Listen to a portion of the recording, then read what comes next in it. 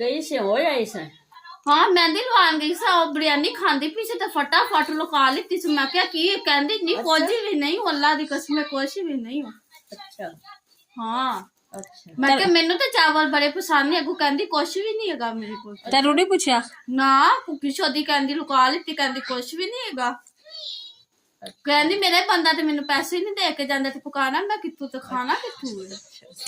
क्यों घर कुछ भी नहीं पका दिया पको दिया नहीं तो कहती साडे घर पानी का भी काल फिरे होया। अच्छा हाँ वो एज ही कर दी हैगी।